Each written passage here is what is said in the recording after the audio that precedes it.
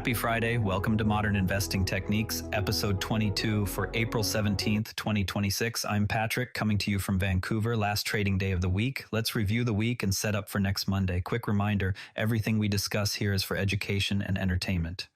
The practice investment of the day uses simulated trades with no real money. I'm not a licensed financial advisor, and this isn't financial advice. Always do your own research before putting real money to work. Hopes of an Israel-Lebanon ceasefire are supporting stocks near record highs while oil stays below $100, but insider moves and diversification gaps offer clearer portfolio actions today.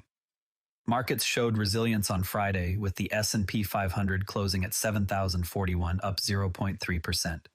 The NASDAQ Composite closed at 24,103, up 0.4%.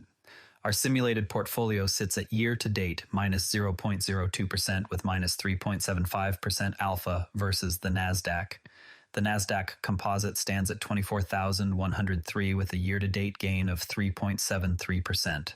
About 16 days ago, we picked Tesla as a contrarian fade of negative analyst sentiment following recent price weakness, betting on eventual relief-driven rebound. It closed down 1.44%. This is a reminder that such bets require confirming volume before entry to limit drawdowns. With ceasefire hopes and Trump hints at weekend Iran talks driving sentiment, investors should watch energy and airline input costs for rotation signals next week. Are we beating the NASDAQ this week? The data shows our simulated portfolio is still working to close the gap on a year-to-date basis. With broad markets holding firm, let us look at how individual executive moves can give us an edge before institutions re-rate a name. Significant insider purchases can serve as an alignment signal for individual investors. They prompt deeper due diligence on the name rather than automatic buying. Today's reported chief executive officer investment of over $1 million in an energy stock yielding 3.3% highlights this tactic in action. The strategy involves screening regulatory filings for purchases that represent meaningful skin in the game relative to the executive's total compensation. Then cross-check metrics such as free cash flow, price to earnings relative to sector peers, and revenue growth trends before allocating. This approach is especially relevant in the current environment of fluid geopolitical developments and mixed sector momentum where management confidence can precede institutional re-rating. Historically, the tactic has generated outperformance in resource and yield-sensitive sectors during recovery phases, though risks include insiders being too early or facing personal liquidity needs unrelated to company prospects. Canadian investors can set alerts on Toronto Stock Exchange listed names via free platforms. Cap any single name at 5% of the portfolio and pair with stop losses 8 to 12% below entry to manage downside. This same discipline around alignment and risk shows up when we design the overall portfolio itself. Imagine you constructed a $100,000 portfolio last month with 80% in a core global equity exchange traded fund like XEQT during the 5% geopolitical dip and 20% in a thematic satellite exchange traded fund focused on clean energy. Your core order filled at net asset value with a 0.20% management expense ratio. The satellite filled with a 0.45% management expense ratio and saw its allocation drift to 26% after a sharp 11% sector rally. The core delivered broad exposure across 8,000 plus holdings with 14% annualized volatility and 0.92 correlation to the Toronto Stock Exchange, anchoring the portfolio. The satellite's 28% volatility and 0.55 correlation provided true non-overlapping upside that added 2.1% to overall return despite higher fees.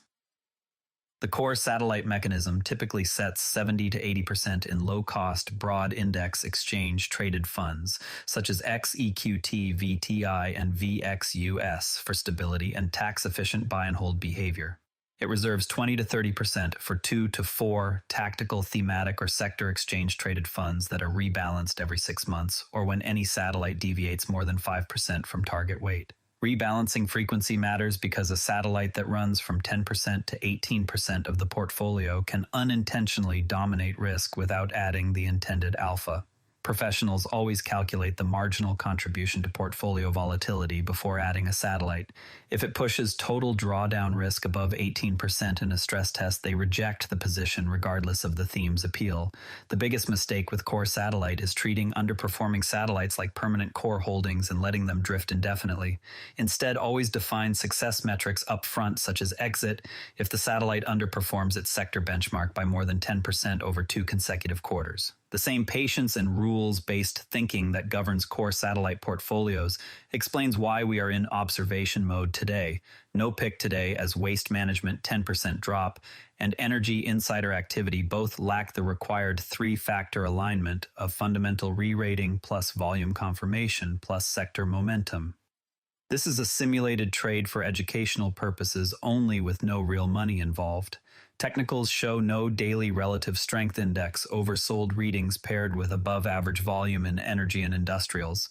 Broad market data shows the Toronto Stock Exchange down 0.3% with the NASDAQ up 0.4%.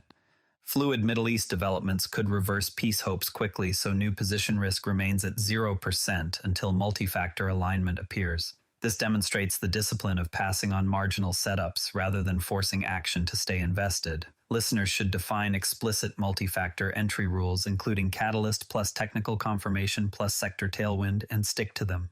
Doing so historically improves win rates by avoiding low-conviction trades that dilute alpha. Patience is an edge most retail investors underuse. That same discipline applies when we review yesterday's weekly hold. Last weekly hold was lucid. It could not be scored because market data was unavailable for the holding window. Running total now sits at minus $2.16. Win rate is 3 wins out of 10 total trades for 30%. Alpha versus the NASDAQ cannot be calculated. Even a fundamental catalyst around robo-taxi partnerships and bill of materials cost reductions cannot be properly scored when price data is missing. This exposes a process vulnerability in data reliance that must be fixed to accurately track whether simulated picks are beating the NASDAQ. Rule: verify data availability from multiple providers before declaring a weekly hold closed. To reduce these data and decision frictions, here are 3 modern tools worth exploring. Roth conversion calculators available in free versions from Vanguard and Wealthsimple let you model break-even periods. They typically show 5 to 8 years with balances around $950,000 and projected tax rates.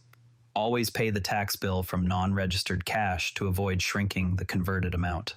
This is useful for United States listeners near retirement at age 59 and Canadian listeners mapping registered retirement savings plan to tax-free savings account strategies.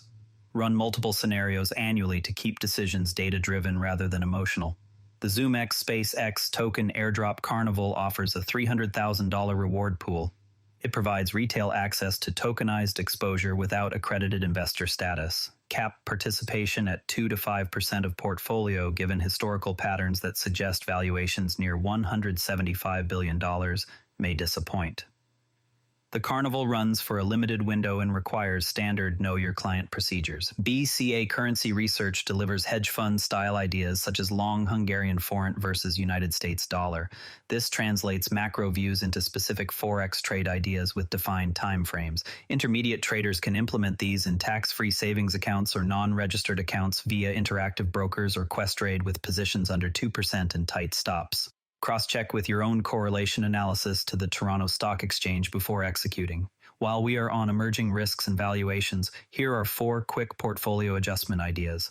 Surveillance pricing using neighborhood, browsing, and device data faces potential bans. This raises regulatory risk for consumer and tech platforms if bans advance. Trim 2 to 3% of consumer discretionary names most reliant on personalized analytics.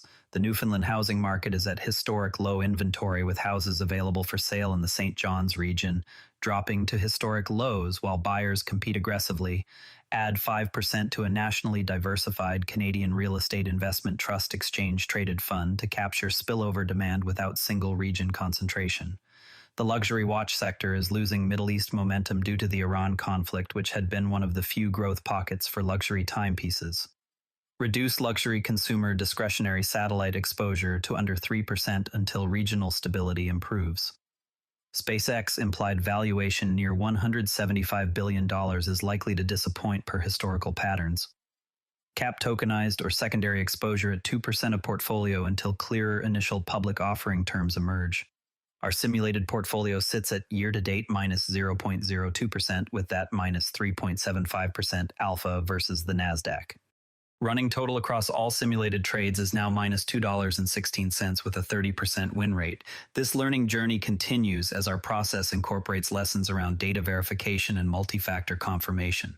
Now, here is something that most retail investors get wrong about portfolio construction, and it cost me money before I figured it out. You know what separates the pros from the amateurs on this one? When that thematic satellite rallied 11% and drifted to 26% of the $100,000 portfolio, the marginal contribution to total volatility was the key calculation that got overlooked.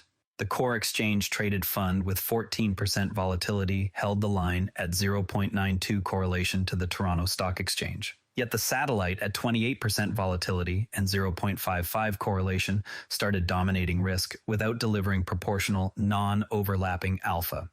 Professionals always run the stress test first to see if total drawdown risk exceeds 18%.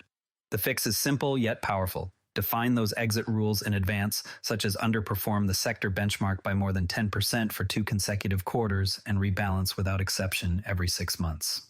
Before we wrap, keep an eye on energy input costs and airline fares as ceasefire developments unfold over the weekend, since they will likely set the rotation tone for next week. This podcast is for educational and entertainment purposes only. Nothing discussed constitutes financial advice, investment recommendations, or solicitations to buy or sell securities. The practice investment of the day uses simulated trades with no real money. It is a learning exercise to demonstrate analytical techniques. Past performance does not predict future results. Markets involve risk of loss. Always do your own research and consult a licensed financial advisor before making investment decisions. The host and NARA network have no fiduciary relationship with listeners. Remember, index funds are the baseline, but disciplined modern tools can help outperform with controlled risk. That wraps up today's modern investing techniques. Remember, every trade is a learning opportunity, win or lose. Subscribe, share with a friend who wants to invest smarter, and we'll see you tomorrow. This podcast is curated by Patrick, but generated using AI voice synthesis of my voice using ElevenLabs. The primary reason to do this is I unfortunately don't have the time to be consistent with generating all the content, and wanted to focus on creating consistent and regular episodes for all the themes that I enjoy, and I hope others do as well.